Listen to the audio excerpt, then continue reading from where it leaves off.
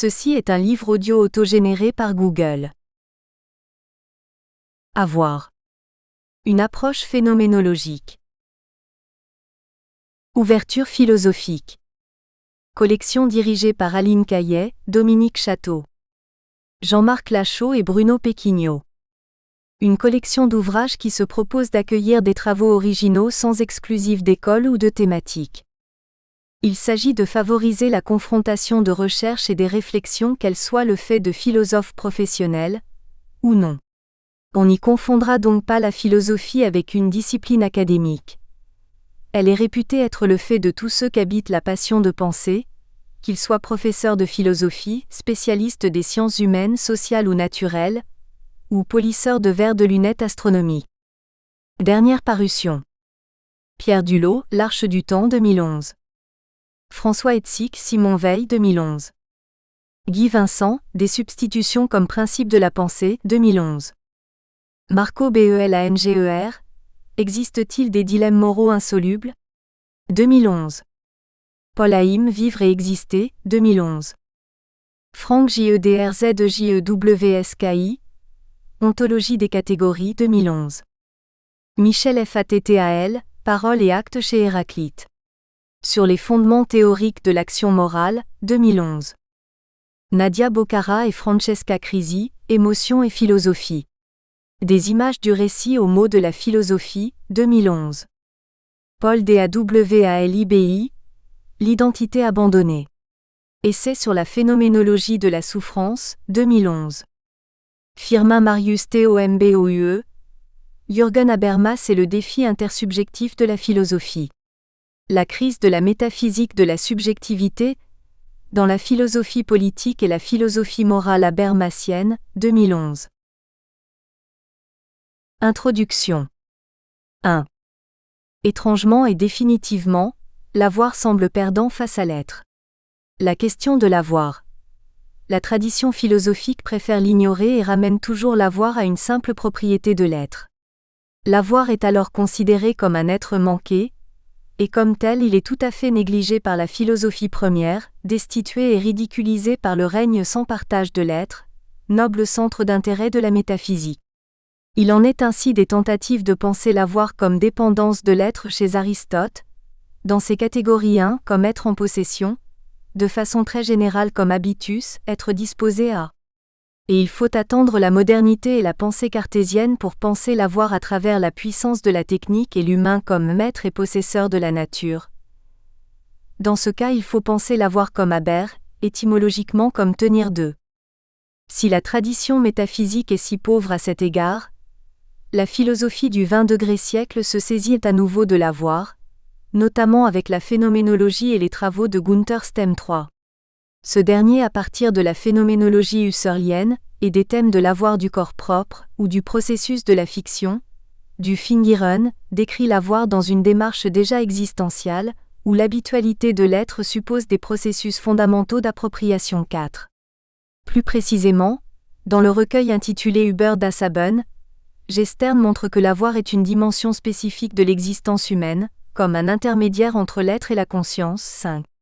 Mais cette recherche persiste à lier l'avoir à une ontologie de la connaissance 6, selon une inspiration ontologique encore fortement heideggerienne. L'horizon de l'avoir reste marqué par le primat de l'être. De ce point de vue, le célèbre ouvrage de Gabriel Marcel, Être et avoir cède des soi lorsqu'il oppose la transcendance de l'être, inappropriable, et l'insuffisance ontologique de l'avoir. Le mystère de l'être a toujours raison contre la caducité de l'avoir. Qu'une authentique pensée de l'avoir doive se passer de l'immédiate référence à l'être, c'est ce que montrent les réflexions de Husserl sur l'intentionnalité passive et la chair. À l'inverse, les vieilles litanies théologiques sur le primat de l'être par rapport aux étangs, comme la réduction heideggerienne de l'objet technique à l'être ustensile, restent fidèles à la logique de l'être. Peut-être alors la phénoménologie husserlienne est-elle seule capable de penser l'avoir ? C'est la question posée à la phénoménologie, dans le cadre du problème de la connaissance.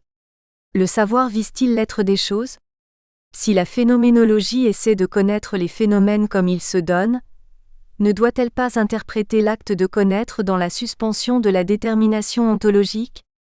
Notre problème est justement que l'être n'est plus l'axe de la constitution du savoir, et que l'identité du sujet et de l'objet n'est pas la solution à l'équation de la connaissance. Connaître, ce n'est pas réaliser l'harmonie de l'être du sujet et de l'être de l'objet, comme s'il y avait entre eux une identité ontologique commune.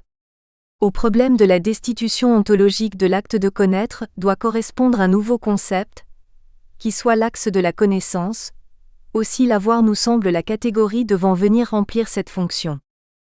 La problématisation non pas phénoménologique, mais phénoméniste de la question, comme par exemple celle de Remke, nous met sur la voie. Si le savoir était un avoir en image, im Bild haberi, sur le mode de la représentation, alors la vérité serait du côté de l'être, tandis que l'image, définitivement inauthentique, demeurerait invérifiable. Nous ne pourrions jamais comparer nos représentations et l'être en soi des choses, mais si au contraire l'être de l'apparaître du monde se confond avec le simple et nu fait de son apparaître, notre disposition à son égard ne consiste-t-elle pas à le saisir comme notre avoir, comme notre possession, c'est-à-dire comme L', écrit Remke, un avoir sans relation, un avoir pour soi, sans souci de son être authentique? Si bien que la question phénoménologique n'est pas celle de la reconquête de l'être du monde apparaissant, mais bien plutôt celle de son apparaître en tant qu'objet qui nous appartient.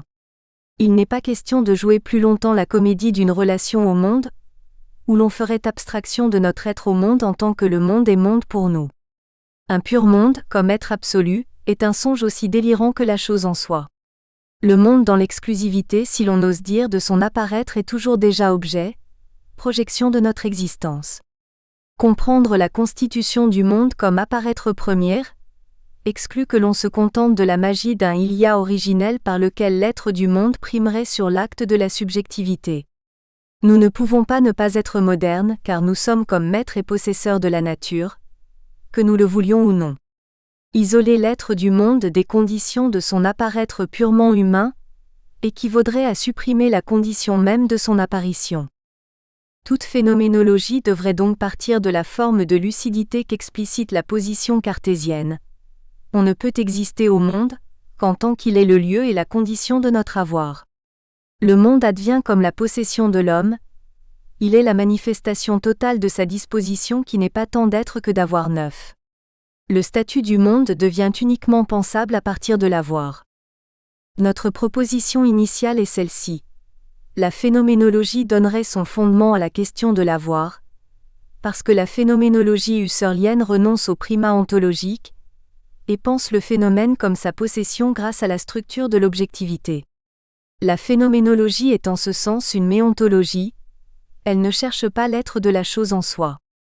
La rupture est depuis longtemps consommée, le phénomène n'est pas porté par l'être, mais tout au contraire le phénomène commande la négation de l'être 10 en tant qu'obstacle pour la pensée du devenir, car l'être est à la fois le terme le plus vide, le plus vague et le plus inconsistant, tandis que le phénomène serait pleinement compréhensible dans la dimension de l'avoir. La phénoménologie décrit le phénomène non pas par rapport à ce qui est, mais à quoi je me rapporte sur le mode de l'avoir. Ainsi par exemple mon désir me dit-il ce que je cherche à être seulement sur le mode de l'avoir, pour remplir l'indétermination du moi, qui ne se précise qu'à travers la multiplicité de l'avoir. Si bien qu'il faudrait dire que pacte de synthèse par lequel le moi acquiert son identité dépend de la plasticité de l'avoir, seule source de sens.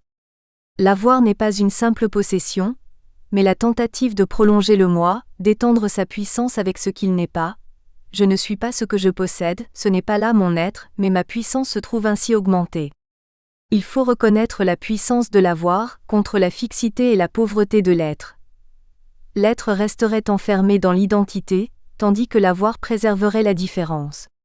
Le contrat phénoménologique est formulé dans le langage de l'avoir. Ce qui se montre, c'est ce que j'ai, et le possible est dans la possession, comme la constitution de soi dans la possession.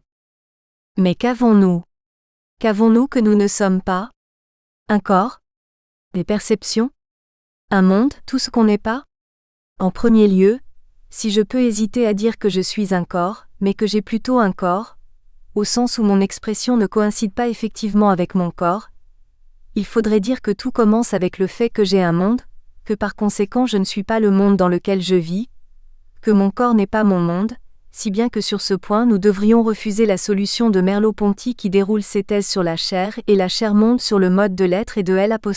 Identité, que chacun par la perception a un monde et qu'évidemment ma puissance s'exerce sur cet avoir par la technique. On pourrait évidemment ajouter que ma puissance n'est pas mon être, car je ne peux pas augmenter ou modifier ma puissance, à partir de moi-même, il n'y a pas de quoi, dans l'être seul accroître sa puissance, ou pour le dire autrement changer l'identité de l'être à partir de ce pur être. Avoir un monde, c'est devoir s'interroger. Comment le monde perçu m'est-il donné alors que je ne le suis pas, et qu'il m'offre pourtant le moyen d'y exercer une certaine puissance? La première dimension de l'avoir serait l'action de percevoir, mais la perception est une possession ineffective, où le monde reste définitivement hors de moi, il m'est donné, ou plutôt ce qui se donne à moi, ni ne le suis-je, ni ne l'ai-je vraiment. Le monde, ce qui se manifeste comme objet premier de ma possession, je ne l'ai pas sur le mode de l'avoir effectif, mais sur le mode de l'appropriation toujours recommencée. Le monde est la condition de tous les avoirs, mais comme contenant, comme forme de l'avoir, il est seulement une promesse. Forme révélatrice, l'impossible appropriation du monde nous ferait-elle comprendre la structure de l'avoir? La notion de donation doit être interprétée à travers le problème de l'avoir. C'est dans cette perspective qu'il faut interroger le projet de retourner aux choses mêmes. 2. Le projet de la phénoménologie husserlienne pourrait être résumé comme la tentative de retrouver l'expérience dans sa dimension originale et pure, dimension que la métaphysique du XIX siècle nous aurait fait perdre. L'expérience telle que la phénoménologie veut la reconquérir est précisément celle que le positivisme scientiste aurait aussi négligée, à savoir l'accès à l'immédiat, le retour à l'innocence du devenir, d'une certaine façon ce que la percée bergsonienne avait ambitionné d'atteindre avec ses moyens propres. Pourtant ce qui inscrit fondamentalement la phénoménologie dans la philosophie idéaliste allemande, c'est sa présupposition secrète, la décision selon laquelle le donné serait radicalement irrationnel, qu'il faudrait donc de force, avec les instruments de la contrainte rationnelle, le ramener à la raison, le soumettre à l'ordre de la synthèse conceptuelle. Bien sûr, cette thèse ne se dit pas directement ou totalement explicitement dans la première manière de la phénoménologie husserlienne. Cependant le travail acharné des recherches phénoménologiques husserliennes produit son résultat. L'irrationalité du donné est peu à peu gommée. Le phénoménologue parvient enfin à assurer que la détermination du sens est à l'œuvre au cœur de la donation, au plus profond de la matière sensorielle, de la HYLE accent aigu, si bien que l'imposition de la forme de la pensée sur la matière n'est plus l'exercice de l'autorité extérieure de la rationalité, mais la matière du phénomène.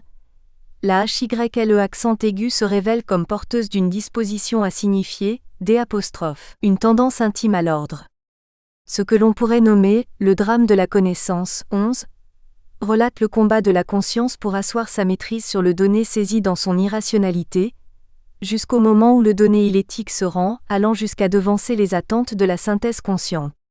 Mais l'irrationalité du donné, la confusion des sensations, l'absence de raison du devenir semblent être les manifestations premières de l'évidence de l'expérience à partir de laquelle toute refondation de la science doit s'opérer. Le poète Francis Ponge, inspiré par les intuitions de la phénoménologie, l'exprime simplement lorsqu'il écrit que les objets du monde extérieur ne paraissent en aucune façon se soucier de mon approbation. 12. Mais une évidence aussi décevante ne peut être le point de départ que la phénoménologie réclame. L'évidence phénoménologique est la plénitude de l'expérience, c'est-à-dire de la donation, mais dans sa disposition à satisfaire les exigences de la signification. Un double réquisit pèse sur l'expérience comme donation évidente. Elle doit être pure de tout présupposé, mais cependant susceptible d'être soumise à l'ordre de la connaissance.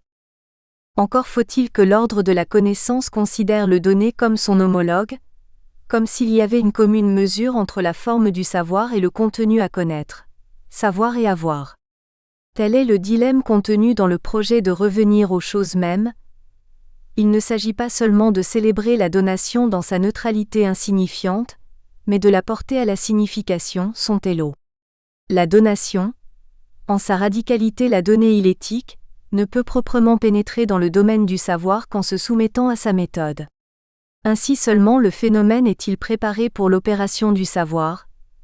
Il est d'ailleurs révélé dans sa fonction, en tant que matière première du savoir par la méthode de la réduction.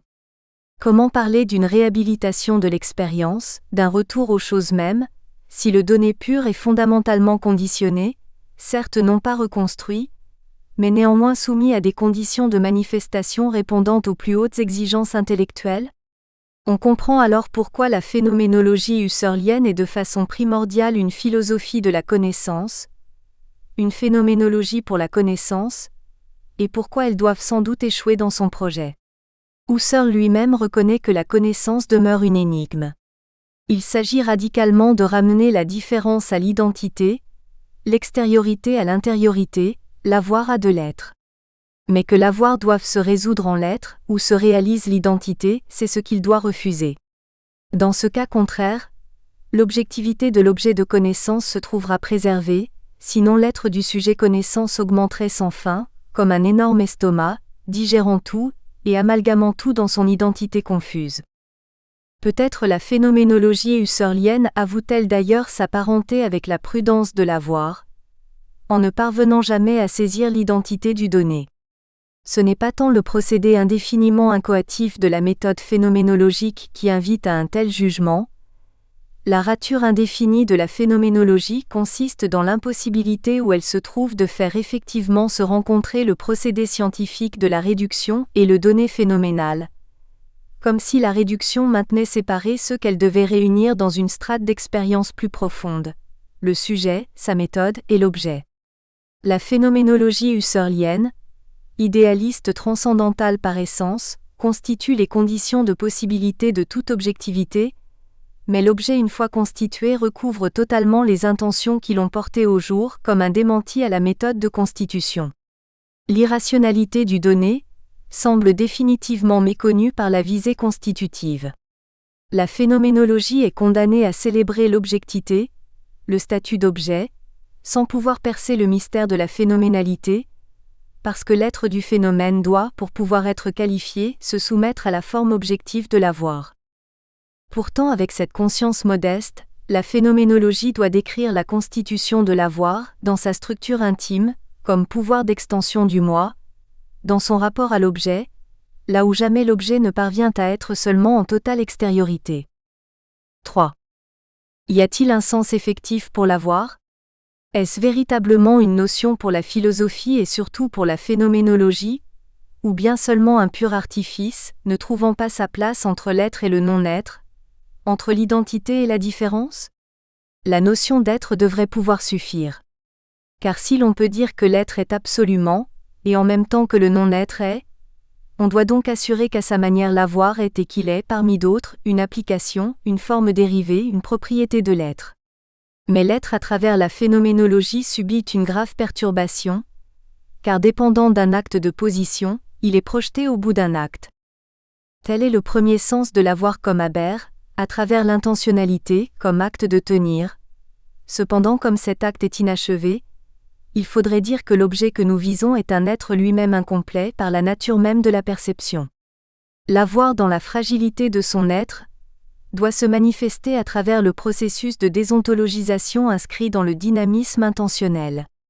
L'analyse intentionnelle, quand elle distingue la forme et le contenu, la visée constitutive et la donation, permettrait d'isoler le donné, comme ce qu'on a, et la visée comme l'acte d'avoir, et par conséquent de comprendre en quoi l'avoir est objet et est fait d'un effort de synthèse. Si l'on tente de définir l'avoir comme synthèse dans la perspective phénoménologique, cette saisie toujours repoussée pourrait prétendre s'achever dans l'autopossession du cogito, coïncidence parfaite de la pensée avec l'être de la pensée. Mais nous verrons que cette expérience qui mérite d'être décrite en termes d'avoir plutôt que d'être suppose une forme d'évidence, une possession exigeant la dissolution de la singularité de son contenu, par le retour à l'essence, l'eidos, comme avoir absolu.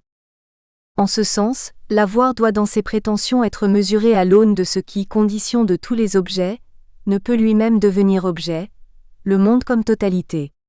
Dans l'échec annoncé de l'avoir comme acte de conquête du monde, nous découvrirons sa fatale tendance à demeurer dans le multiple.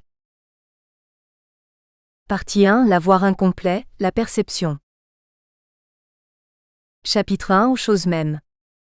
Lorsqu'Husserl expose les premiers principes de sa philosophie dans les Recherches logiques 13, en 1900, la proposition « le retour aux choses mêmes » paraît comme une déclaration de guerre contre les conceptions positivistes de son époque.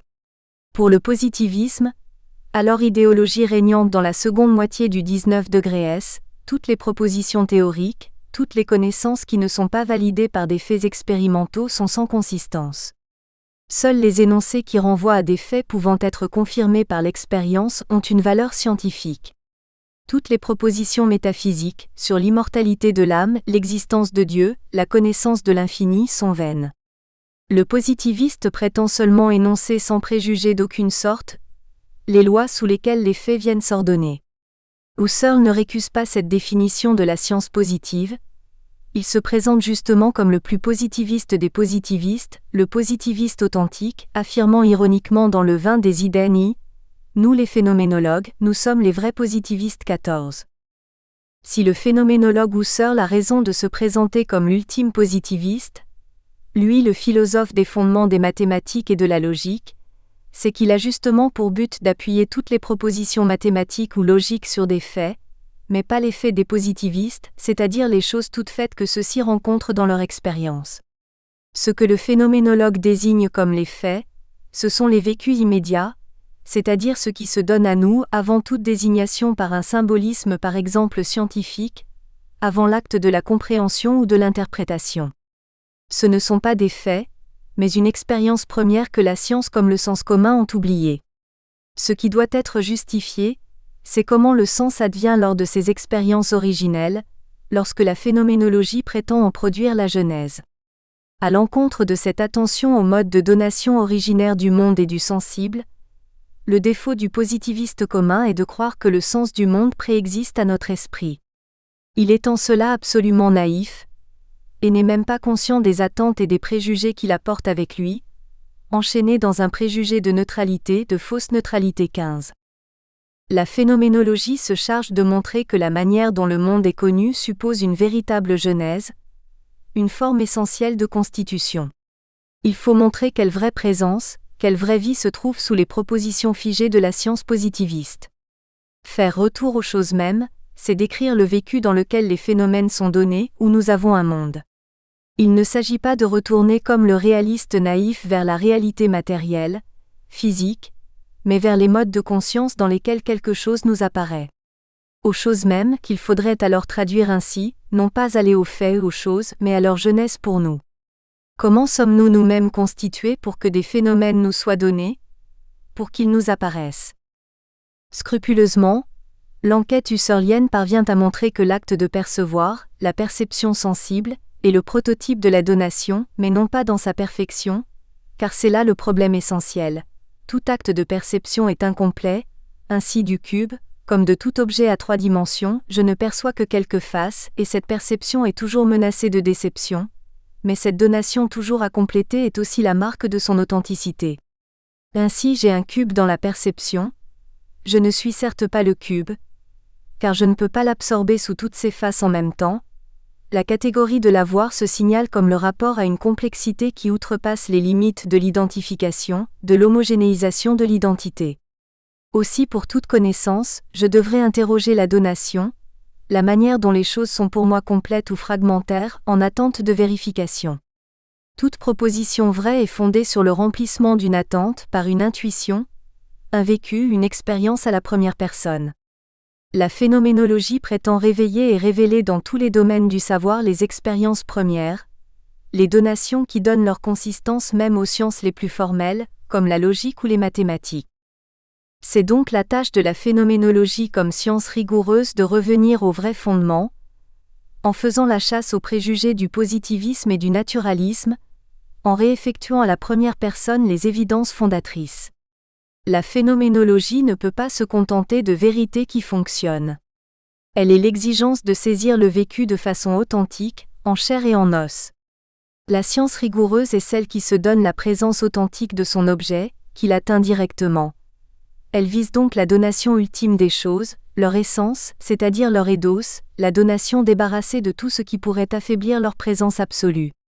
Aussi ce qu'est la chose, c'est ce qu'on saisit d'elle, c'est la possession objective dans sa ferme saisie, et non pas son laisser-être. Mais une telle idéation, la connaissance parfaite recherchée par Husserl, suppose de sortir des faits, de procéder à un travail de purification visant à mettre au jour la production de l'essence 16. Ainsi, pour comprendre comment la présence des choses et du monde peut avoir lieu pour nous en personne, il faut accomplir ce que Husserl nomme la méthode de la réduction. Nous voudrions soutenir que la réduction husserlienne n'est pas soucieuse de l'être, mais de l'avoir. Elle accède à l'identité sous la forme de l'avoir. La tâche de la réduction, c'est de nous faire sortir de l'attitude naturelle qui nous fait croire que les choses sont au monde, telles qu'elles sont, sans que nous y soyons pour rien, comme si leur sens n'était pas constitué par nous. L'attitude naturelle est fondamentalement ontique.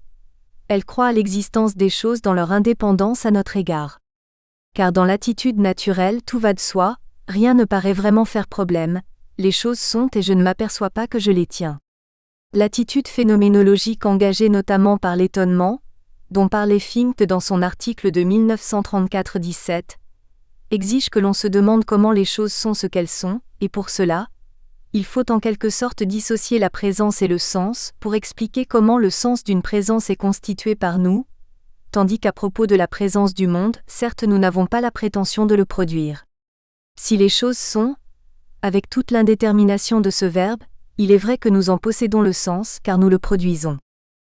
L'attitude phénoménologique interroge le pouvoir de notre subjectivité dans la production du sens, et tente de dégager le rôle constitutif de la conscience en suivant les traces de Descartes 18.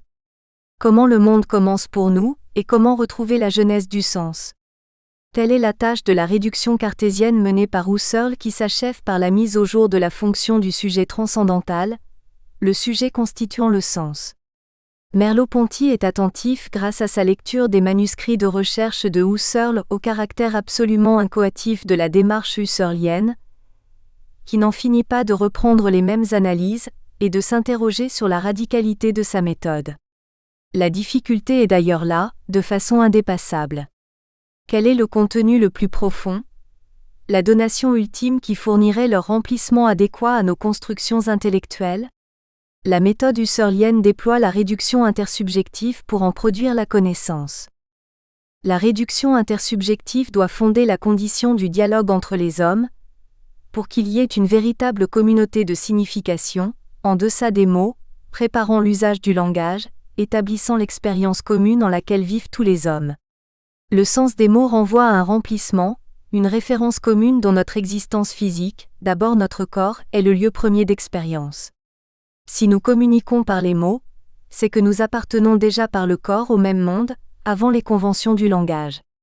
La leçon de la 5e méditation cartésienne de Husserl consiste à établir qu'autrui, s'il n'est pas un simple objet, existe pour moi comme sujet percevant, comme sujet sentant, parce que je reconstruis à partir de ces gestes, de ces manifestations physiques, leur image analogique, leur analogon dans mon corps.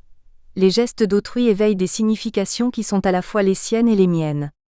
Les gestes qu'autrui accomplit éveillent en moi un écho, et à l'occasion de ces gestes que je mime intérieurement, je fais l'épreuve de ce que pourrait être sa présence, je laisse advenir sa vie intérieure, sa subjectivité corporelle, à partir de la mienne 19. Il y a chez Merleau-Ponty une belle expression à propos du rapport intersubjectif dans ses notes sur l'œuvre du romancier Claude Simon. Les hommes eux aussi sont des hommes gigognes, si l'on pouvait ouvrir l'un, on y trouverait tous les autres comme dans les poupées russes, ou plutôt moins bien ordonnés dans un état d'indivision. 20. Mais cette expérience plus ou moins directe de l'indivision, c'est au niveau du corps, le corps sujet, le corps sentant, la chair pour traduire le Leib allemand qu'elle se réalise. Ce que Husserl réalise avec la réduction. Nous espérons que vous avez apprécié cet aperçu. Pour continuer à écouter ce livre audio sur Google Play Livres, utilisez le lien dans la description de la vidéo.